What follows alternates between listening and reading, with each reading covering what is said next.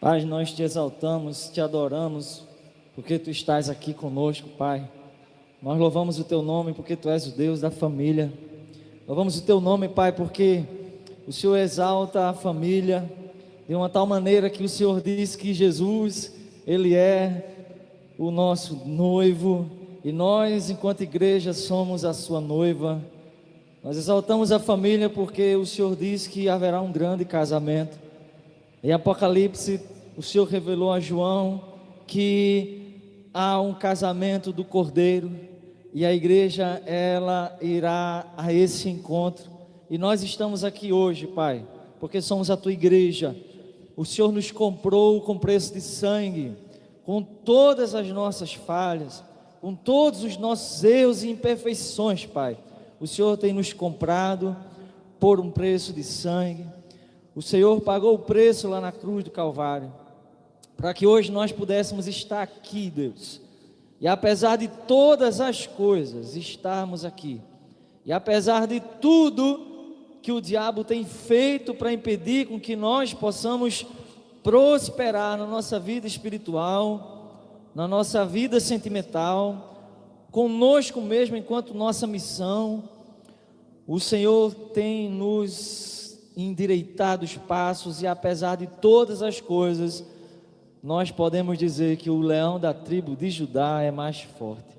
Podemos dizer que Satanás, ele pode até atrapalhar algumas coisas no percurso, como fez com o apóstolo Paulo, impedindo com que ele visitasse algumas igrejas, como fez com algumas situações onde o diabo se interferiu, como fez na vida de Jó.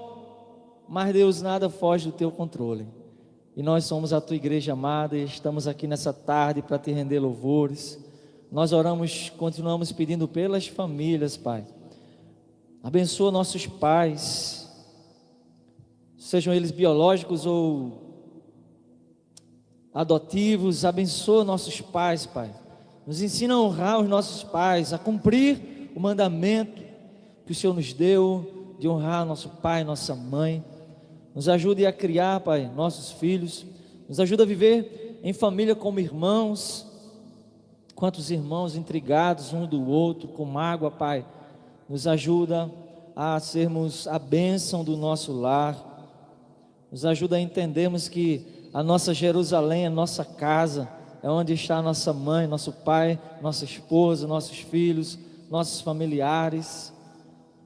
Ó Deus, não permita com que nessa tarde, eu também oro por isso, o Senhor não permita, Pai, porque a Tua palavra diz que o Senhor lança a palavra, a Tua palavra não volta vazia.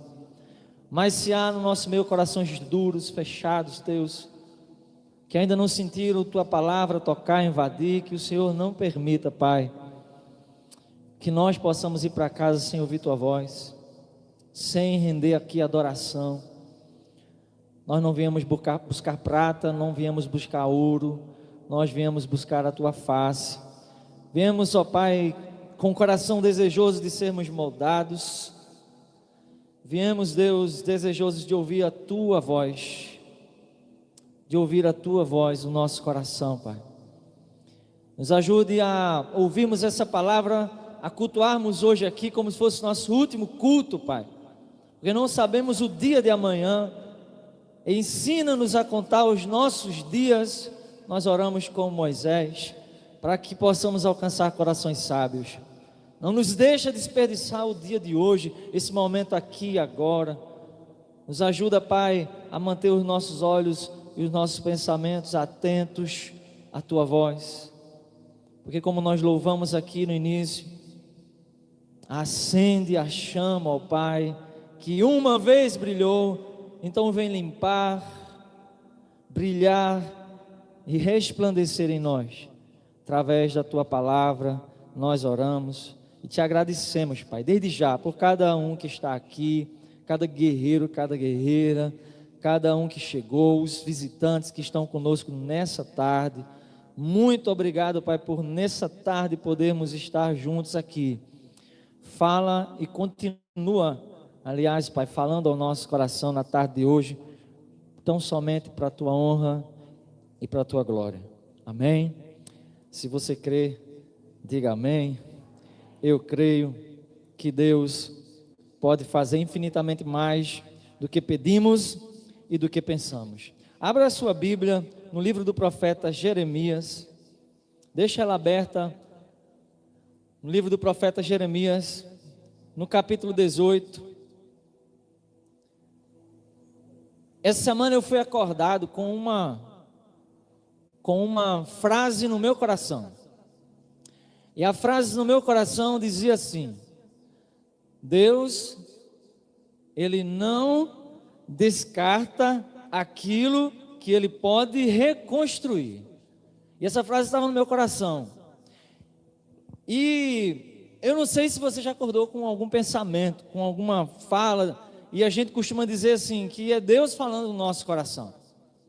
Eu acordei com aquele pensamento, com esse direcionamento: Deus não desiste, Ele não descarta aquilo que Ele pode reconstruir. Então eu queria te dizer, antes da gente ler a palavra desde já, que a sua vida e a minha vida, ela não é um projeto falido, que talvez você não veja muita graça na sua vida, principalmente nessa época de redes sociais, onde a gente observa muito o outro, como o outro se veste, o que o outro tem, o que eu não tenho, o que o outro conseguiu, o que eu não consegui, quais são os planos do outro, daquele que eu sigo, e olha os meus planos, ele é alguém, ela é alguém, eu não sou ninguém.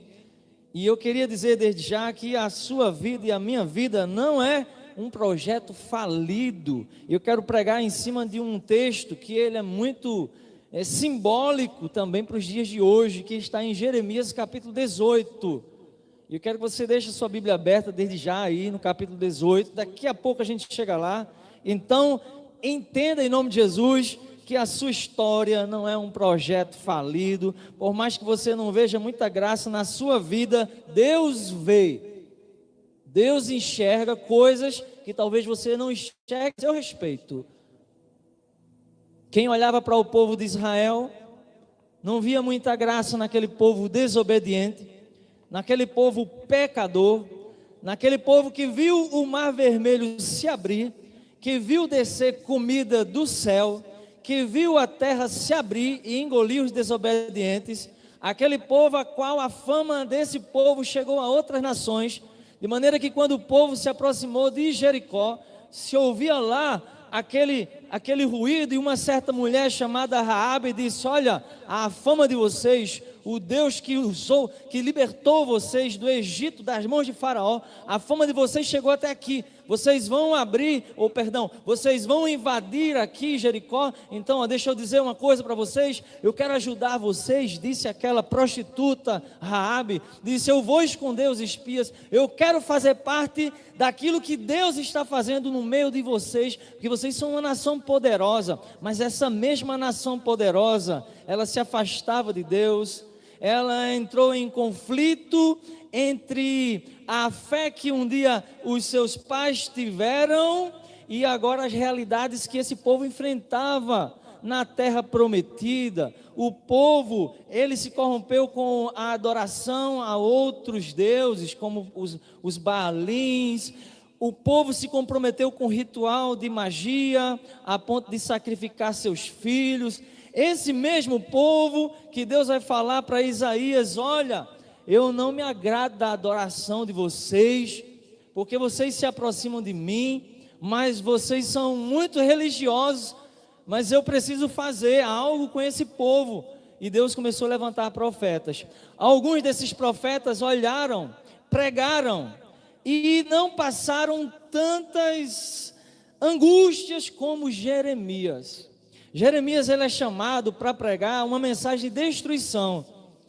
E de fato, em algum momento, Jeremias, talvez, a gente vai tentar entender isso nessa tarde, ele talvez olhou para o povo e disse: eu acho que não tem mais graça nesse povo, Deus. Ou eu acho que você está fazendo de mim, está me iludindo, porque Jeremias fala que ele diz assim para Deus no capítulo 20, Deus, o Senhor está me iludindo, porque quanto mais eu prego para esse povo, mais esse povo me odeia. E Jeremias talvez não entendeu o trabalhar de Deus, e olhou para a nação de Israel, que naquele momento era a tribo de Judá, e ali Jeremias olhando para a situação do povo, pecando, sacrificando seus filhos, adorando a outras divindades na mentalidade deles na época, não respeitando as famílias, entrando em prostituição com outros povos. E Jeremias olha e diz assim: qual é a graça que Deus vê nesse povo? Eu acho que a destruição vai vir de uma maneira que vai pegar todos e não vai ter escape. Deus começa a falar uma palavra dura com Jeremias. Então, amados, a gente sabe, você que lê a Bíblia, entendemos que o Deus que nós servimos, Ele é o mesmo ontem, hoje e eternamente. Então, quando esse Deus decide agir, Ele age, mas é do jeito que Ele quer. Se Ele quiser quebrar, Ele quebra, mas depois Ele mesmo reconstrói.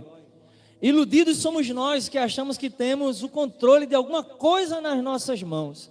Quando eu respiro agora aqui, ó, e daqui a pouco talvez eu não consiga puxar o fôlego, porque daqui a pouco Deus vai estalar o dedo e vai me chamar para a eternidade. Daí a melhor coisa que eu posso fazer aqui é não desperdiçar o dia de hoje. E hoje, especificamente hoje, eu queria lembrar desse episódio que o povo de Israel viveu. Primeira condição do povo, segunda condição do profeta, terceiro lugar que Deus levou o profeta, e por quarto a gente vai entendendo o que isso tem a ver comigo e com você. Entenda em primeiro lugar, com a sua Bíblia aberta no capítulo 18 de Jeremias, que Deus não descarta aquilo que Ele pode reconstruir. Você que já foi alguém que já leu muito a palavra, já esteve em lugares de intimidade com Deus, mas você não consegue chegar mais de lá. Deus não está descartando a tua vida.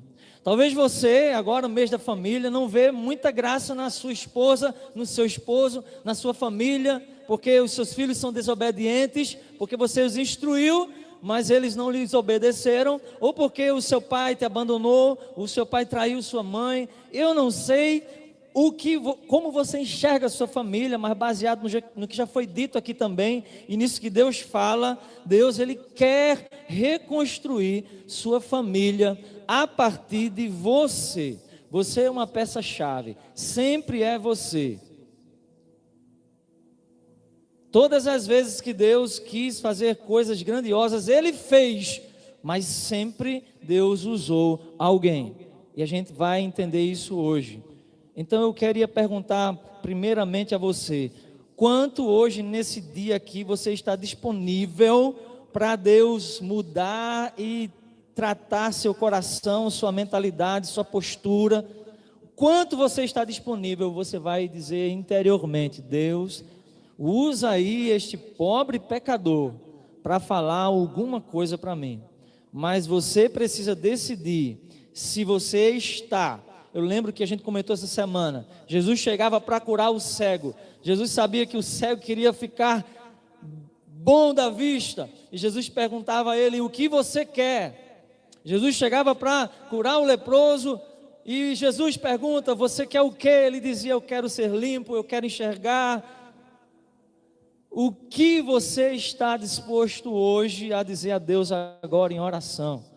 Ou será que não existe nada para mudar na sua vida? Tenho certeza de uma coisa: quando a gente lê a Bíblia, como eu estava dizendo anteriormente, a gente enxerga um Deus que não muda, que é o mesmo, e um povo, o povo de Israel, que tem as mesmas características que nós, na nossa fragilidade, na nossa desobediência, na nossa estagnação, ficar parado, na nossa tristeza, nas nossas crises, nas nossas certezas, porque era um povo que tinha também muita certeza. Nós somos o povo escolhido. Não vai pregar em Nínive não. Lá vai Jonas, cheio de certeza de que era o profeta de Deus e que tinha as certezas corretas, e assim é a gente. Deus pega Jonas e diz: não, Jonas, você vai pregar em Nínive.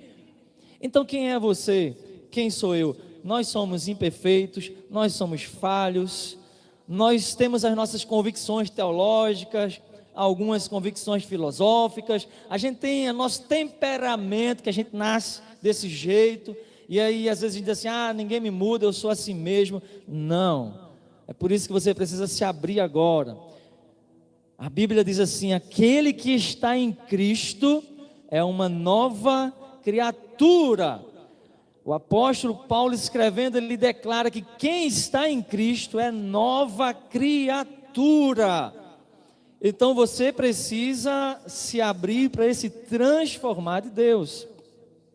Por mais que você olhe para a sua família, para a sua vida espiritual, ou em qualquer outra situação da sua vida, e não veja mais como evoluir, como crescer, como ajudar. A palavra hoje é uma palavra que normalmente eu não costumo muito pregar, mas é uma palavra que o intuito dela, assim, Deus tocou no meu coração, que eu fiquei nessa semana com essa palavra. Deus não descarta que Ele pode reconstruir, talvez espiritualmente, ou emocionalmente, ou não sei em que área. Precisa haver um descansar do teu coração, precisa haver uma confiança em Deus, precisa haver reconstrução, deixar Deus agir, como louvou aqui o Abba Pai, de dentro para fora, porque não adianta fora a gente estar bem, se por dentro a gente tiver um caco. Deus, Ele quer fazer transformações de dentro para fora.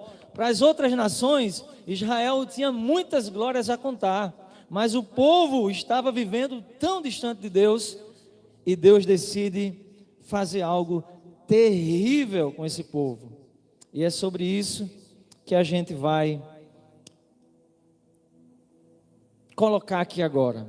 E eu peço que você ore nesse instante, diante da pergunta que a gente fez: o quanto você pode dizer para Deus: eu quero, Deus, eu quero essa palavra para a minha vida, eu quero sair de onde estou, eu quero evoluir espiritualmente, afetivamente, psicologicamente, eu quero crescer, eu quero voltar a ser quem eu era, quem eu fui. E você que está aqui nesse dia, nessa tarde, e você, talvez o mais sensato, se você ainda não entregou a vida a Jesus, a você dizer hoje era: Jesus, eu quero sim te conhecer.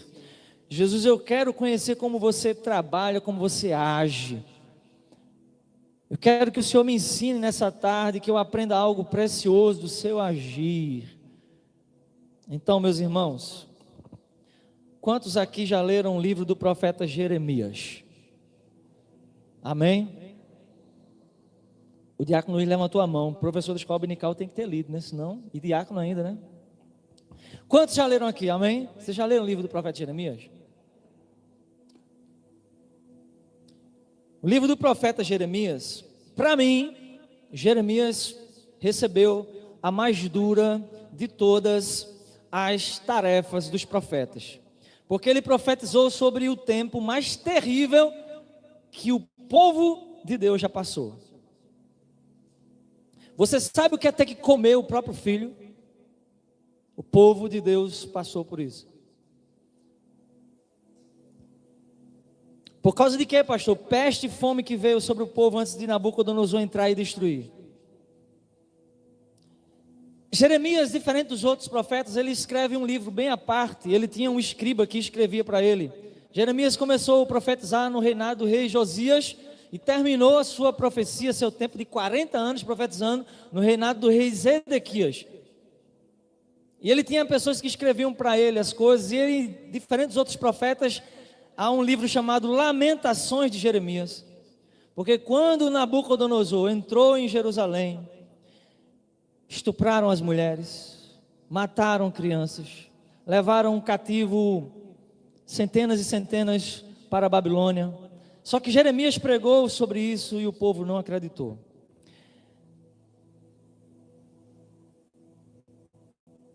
Eu coloquei aqui algumas coisas para a gente não esquecer. A mensagem de Jeremias estava baseada numa sentença, ou pelo menos numa afirmação: o povo não obedece mais a mim, Jeremias. Deus tinha um plano com o povo, conduzir o povo até uma etapa onde ele pudesse revelar-se através de Jesus Cristo. Esse povo escolhido foi o povo de Israel. Mas não um povo apenas escolhido para ser o queridinho de Deus, mas para um povo ser escolhido para que pudesse revelar Deus para outras nações. De maneira que muitos estrangeiros se agregam a esse povo chamado o povo de Israel, o povo, a nação de Judá. E a nação de Judá é chamada para ser luz para as nações. E no decorrer desse tempo, Deus faz alianças com o povo, desde lá do início, Abraão. Mas essas alianças estão baseadas em o povo obedecer a Deus. E houve um determinado momento que Deus chamou o profeta Jeremias e disse: olha, Jeremias, eu vou contar aqui com as minhas palavras. Jeremias, o povo ele não tem como mais me obedecer se eu não for muito duro com o povo.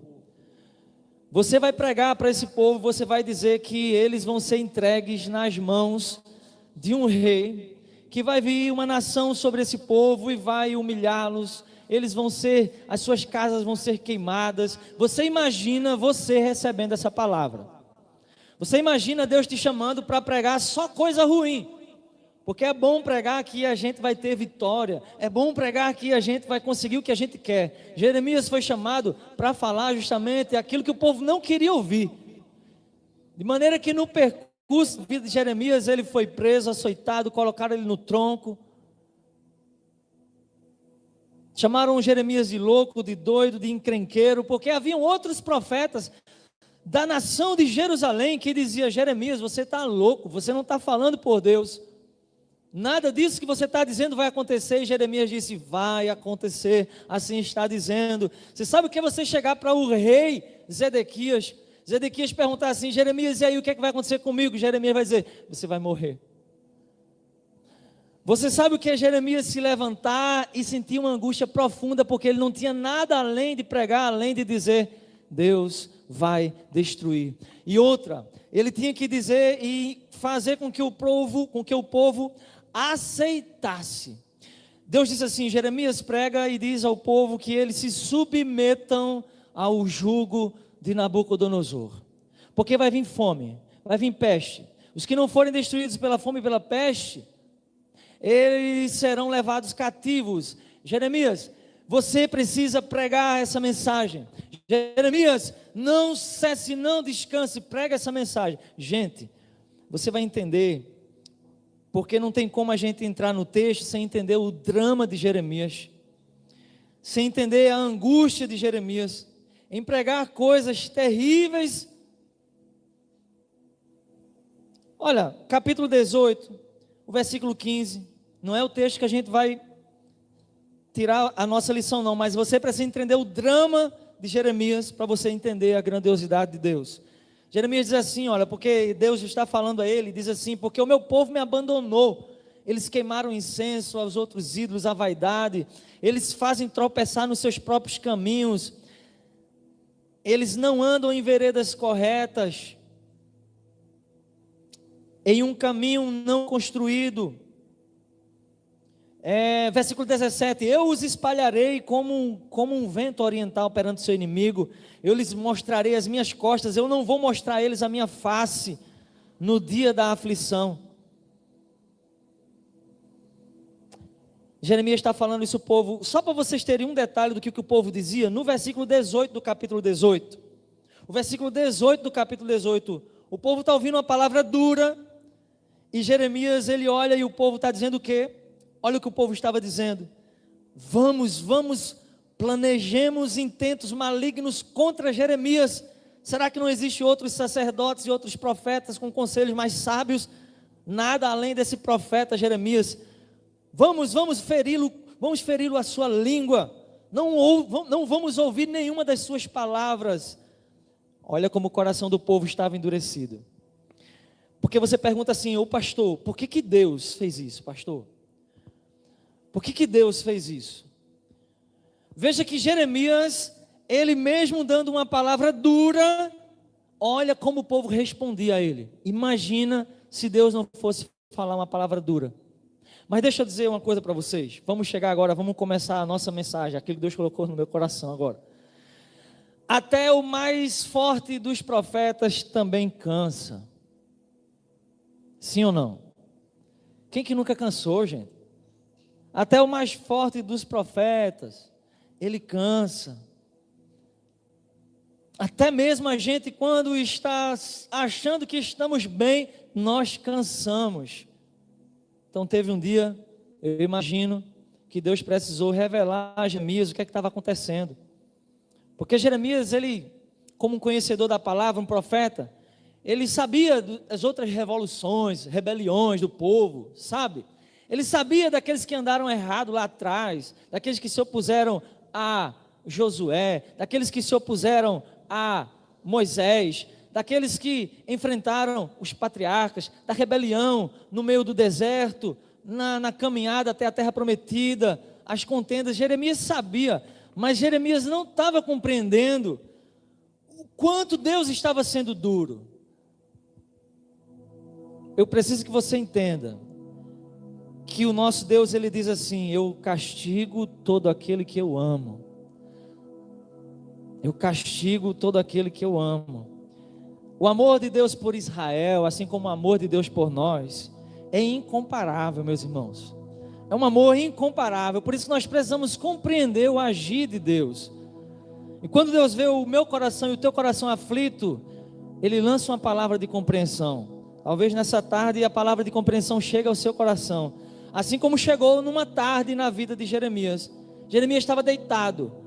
Até o capítulo 18, Jeremias está pregando num período ainda do rei Josias.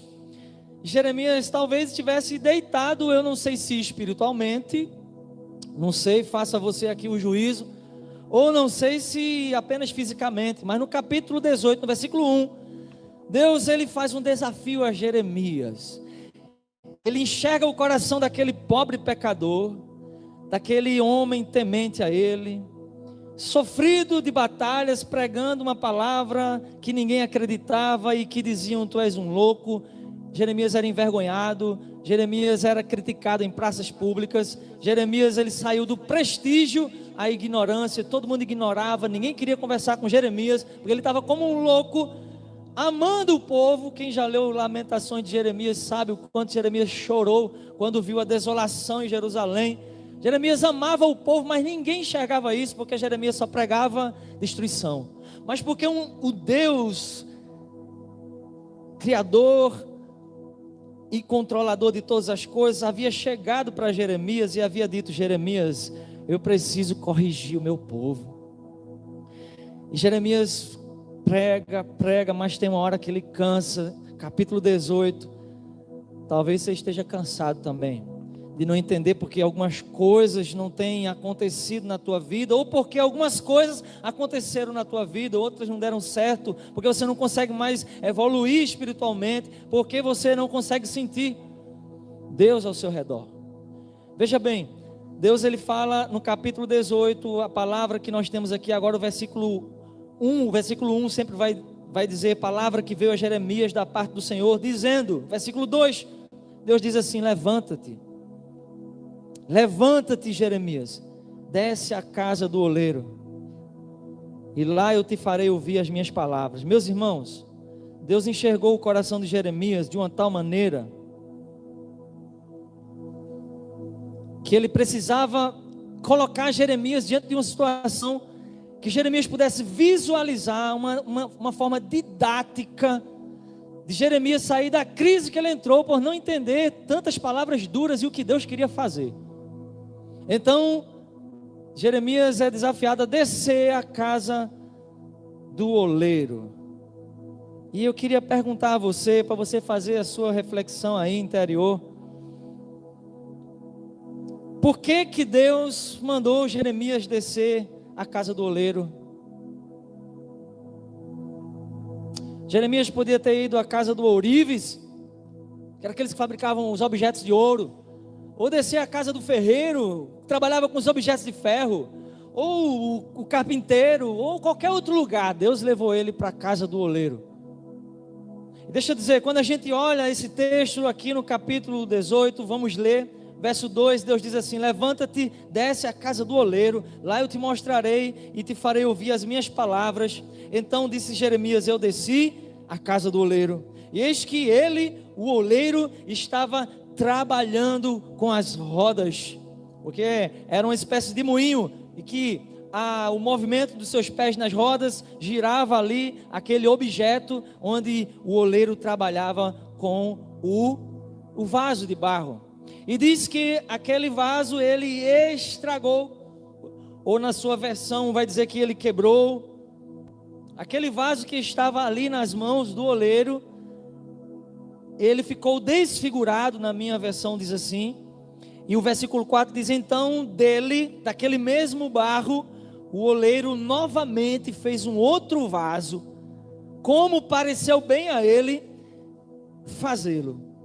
Então, verso 5, a palavra do Senhor veio a mim, disse Jeremias, e disse assim: ó casa de Israel, não posso fazer eu convosco como este oleiro, diz o Senhor. Eis que como o barro está na mão do oleiro, assim vocês estão na minha mão, ó casa de Israel. Sabe o que foi que Jeremias percebeu de cara, Bianca? Que Deus disse assim a ele: está vendo esse vaso desfigurado aqui? É o povo de Israel. Jeremias percebeu que aquele vaso ele ficou muito mais bonito depois que Deus tornou a moldá-lo. Jeremias precisava de conforto no coração. Ele precisava entender por que tantas palavras duras, por que tantas coisas ruins, entende? Jeremias precisava entender o que eu e você também precisamos entender, porque a nossa vida é tão dura, porque acontecem tantas coisas desagradáveis, porque isso aconteceu, porque Deus permitiu isso. Eu espero que hoje Deus te leve à casa do oleiro e você entenda coisas grandiosas, e saia daqui nessa tarde muito mais amigo de Jesus, amando muito mais a sua vida do que quando você entrou aqui. Em nome de Jesus eu declaro isso na sua vida e na minha vida. Quando Jeremias observou aquela figura, e Deus falou no coração dele, qual como Deus nos acordou esses dias dizendo: eu não jogo fora aquilo que eu posso reconstruir. Você acha que Deus quer jogar a sua vida fora? Quem você acha que é seu inimigo? Quando você olha para essa cena, o que você vê? Acompanhe comigo, eu vou compartilhar com vocês rapidamente, que nosso tempo está chegando. Eu quero compartilhar com vocês o que Deus me fez ver. A primeira coisa que eu vejo nesse texto, e que eu olho com os olhos de Jeremias, me transportando para os dias de hoje, eu vejo o oleiro trabalhando. Eu vejo Deus trabalhando. O oleiro é Deus. Você pode não ver nada acontecendo na tua vida, mas Ele está trabalhando. Você pode dizer assim: não está, Ele está trabalhando. Se eu pudesse voltar no passado, eu, pastor Eri, eu corrigiria muitas coisas na minha vida. Eu não posso voltar no passado, mas o meu passado não determina o meu futuro. O seu passado não determina o seu futuro, porque os planos que Deus traça para nós, eles acontecem. Agora deixa eu dizer, Jeremias viu um oleiro trabalhando. O texto fala que ele diz, a primeira coisa que Jeremias vê na casa do oleiro é o oleiro que está trabalhando. Isaías capítulo 64, verso 4 diz assim: porque desde a antiguidade não se ouviu, nem com os ouvidos se percebeu, nem com os olhos se viu um Deus além de ti, que trabalha para todo aquele que nele espera. Você tem esperado em Deus?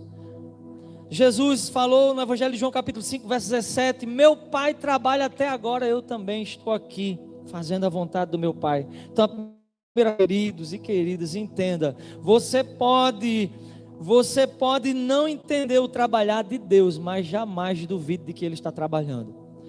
Tem um louvor que a gente cantava há um tempo atrás, que dizia que justamente quando Deus se cala, é quando Ele está trabalhando. Esses dias eu estava com Maria no carro, a gente vinha de algum lugar, eu não lembro agora, acho que foi de Recife, não, foi de Recife não, foi de algum lugar aí na pista, e eu conversava com ela, eu dizia assim: Mary, eu chamo ela de Mary, né? Olhando para a pista assim, eu dizia assim: ó, assim, tá vendo lá o finalzinho da pista, Mary? Ó, tem coisas que a gente não entende nessa vida. E a gente olhava, o céu estava lindo, maravilhoso. Eu dizia, vai ter um dia que a gente vai transportar essa barreira da materialidade e vamos entrar na eternidade. Lá a gente vai compreender muita coisa que a gente não entende aqui. Quando Deus chamou Jeremias para descer a casa do oleiro, Deus queria dizer assim para Jeremias: Jeremias, eu estou trabalhando na vida do povo. Jeremias, ele começou a entender, e o que ele vê ali é vasos e mais vasos e mais vasos de barro. Eu pergunto a você o que a gente perguntou ainda agora: por que Deus não levou Jeremias para a casa do Orives para ver o ouro? E eu fiquei me perguntando isso. Você pode dizer assim: olha, mas é óbvio, ele levou lá porque tinha barro. Mas o que o barro significa? Deus poderia ter mandado ele para qualquer outro lugar. Quando a gente pensa em barro, a gente lembra do que o apóstolo Paulo vai falar lá na frente. A gente lembra da fragilidade. O barro é algo moldável, frágil. Escute, nós buscamos muitas vezes os melhores métodos para as coisas darem certo. Nós buscamos as melhores pessoas, os homens mais fortes, as mulheres mais fortes espiritualmente. Mas olha, nunca foi sobre ter força. Nunca é sobre o que a gente pode fazer. É sobre a nossa condição de dependência. Para as outras nações, Israel era forte. Israel tinha soberba. Era um povo soberbo, porque ele tinha muitas glórias a contar, de quantos livramentos, e achava-se no direito de servir outros deuses, e assim, descartar Deus, sabe? E Deus precisava mostrar ao povo a fragilidade do povo, e somente trazendo ali opressão, destruição, 70 anos no cativeiro, sangue jorrando, o templo destruído, os muros da cidade destruídos. Deus estava desconstruindo. Nunca deseje fugir do que Deus determina para a sua vida. Deus havia dito que nada disso aconteceria se o povo obedecesse. O povo resolveu desobedecer, e Deus, mesmo castigando, estava moldando, mesmo trazendo destruição, estava fazendo um plano maravilhoso. E eu coloquei aqui justamente que Deus levou ele para ensinar sobre a fragilidade do povo. O trabalho com o barro, ele é delicado, e o barro precisa ser moldável, senão o oleiro vai lá, amassa tudo e faz de novo. Então não é sobre o que a gente pode fazer com a nossa habilidade, mas é o quanto eu estou disponível para Deus agir na minha vida. E você nessa tarde está dizendo a Deus o quê? Pai, eu sei o que eu tenho que fazer. Não, talvez você não sabe o que tem que fazer. Talvez você tenha que nesse momento dizer assim: Deus, me ensina o que fazer. Eu coloquei aqui que nunca foi sobre quantas vezes você acertou. Nunca foi quantas vezes você fez as coisas certas, mas sim, Deus observa, Deus não está enxergando quantas vezes você fez a coisa certa, mas sim, quantas vezes você caiu e permitiu Ele te levantar de lá.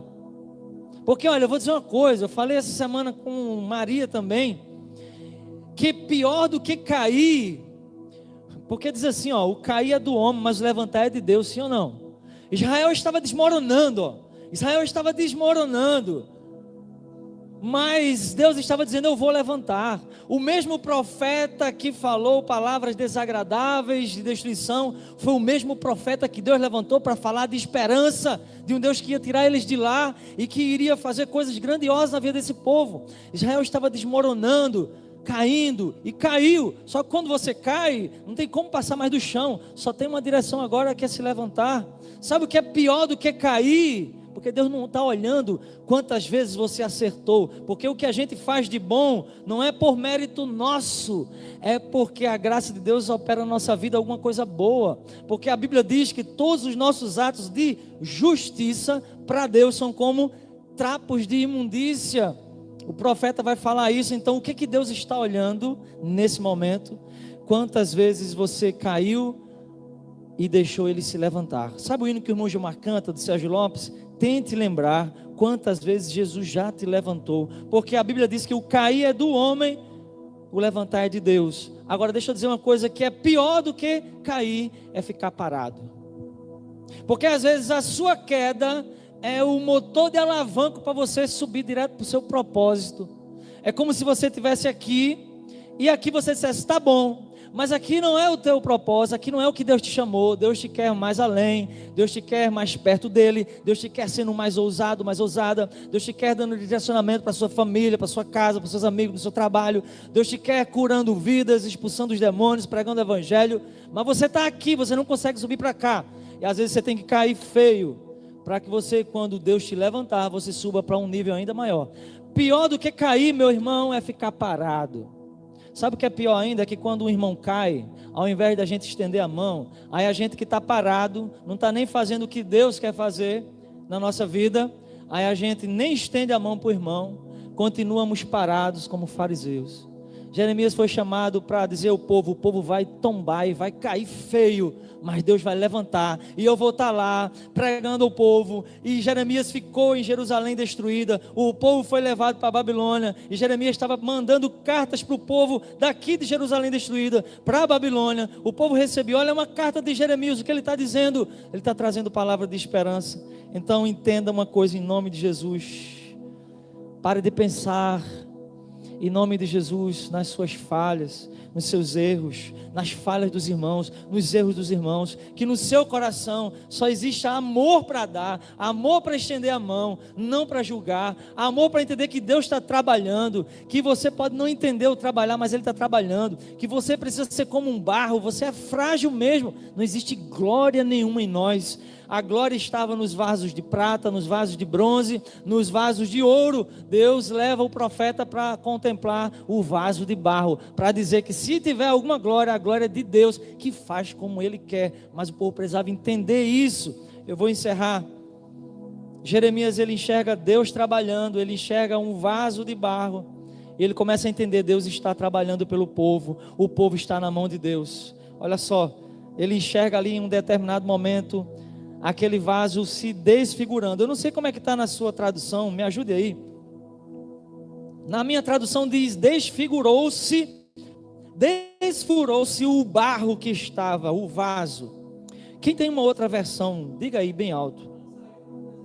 Não saiu como desejava. Quem tem uma outra tradução? Estragou-se. Quem tem uma outra tradução? Tem várias traduções, né? Mas estão aqui nas nossas Bíblias que estamos aqui hoje, nós percebemos isso. Então o vaso estragou-se, quebrou-se, desfez-se. Que estava estragado a nação de Israel, a dureza do coração deles, a idolatria deles. Mas Deus, ele não descartou. Perceba que naquela casa do oleiro, o profeta não viu a lata de lixo. O profeta não viu Deus pegando o oleiro, pegando aquele barro lá e jogando no lixo e pegando um barro novo. Não. O profeta viu o oleiro pegando o mesmo barro, porque aquilo que Deus pode reconstruir, Ele não descarta. Eu creio que Deus não vai descartar a minha vida. Eu creio que Deus não vai descartar a tua vida. Mas existe uma condição: a obediência. Deixa eu me alongar um pouquinho mais aqui e dizer: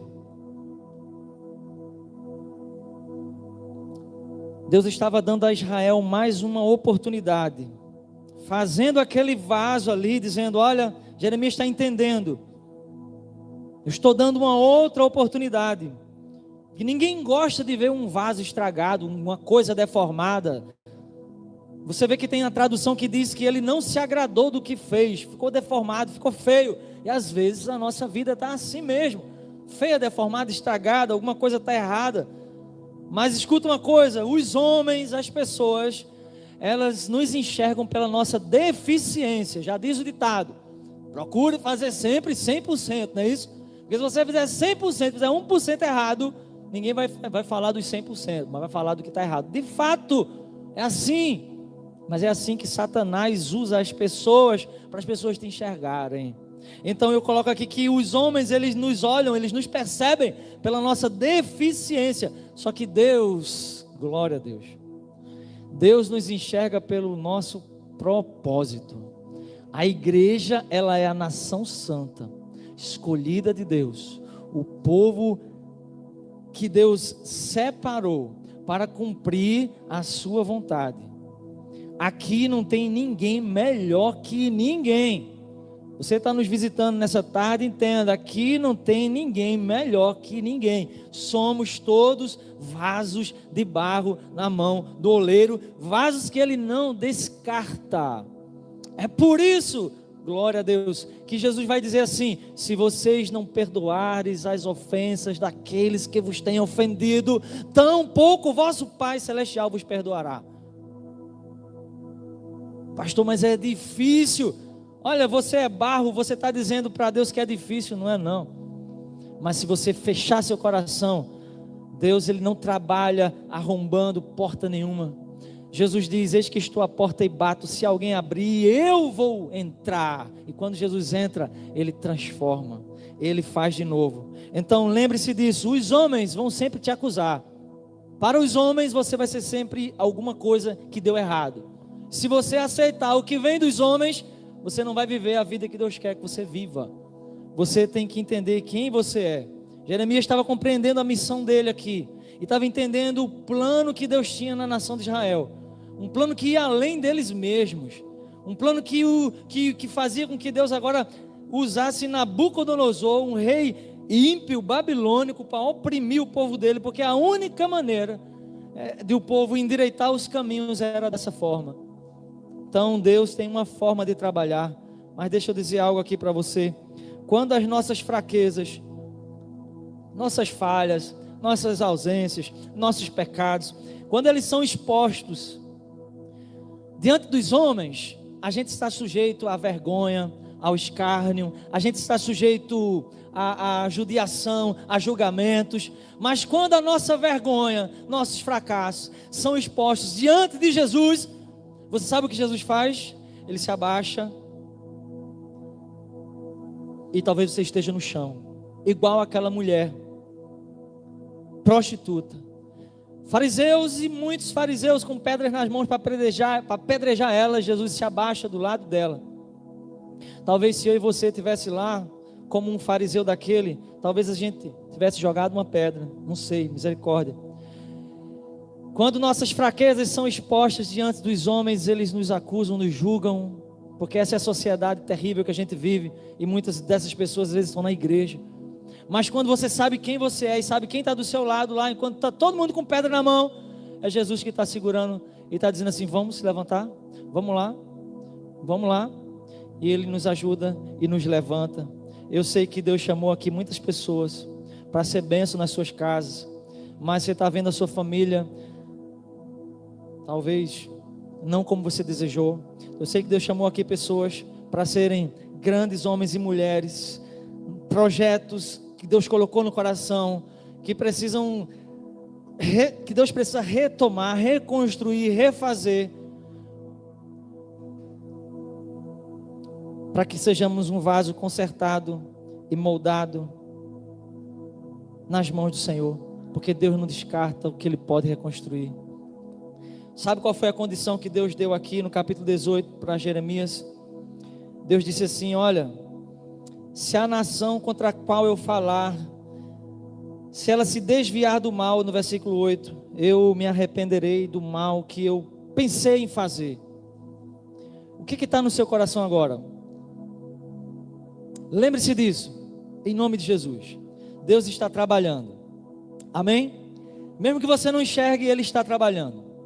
Ele está trabalhando, você precisa crer nisso. Segundo, Ele quer nos tratar como vasos moldáveis. Não seja rebelde diante de Deus.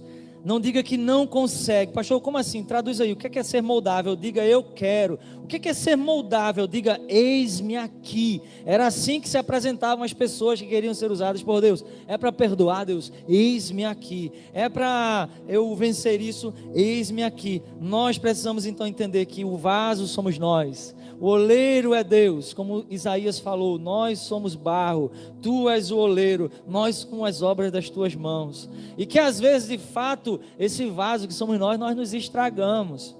Não havia graça em Israel. Só quem via uma coisa boa em Israel agora era Deus, porque o povo, ele profanou tudo o que era de mais sagrado. mas Deus enxerga além daquilo que a gente mesmo enxerga.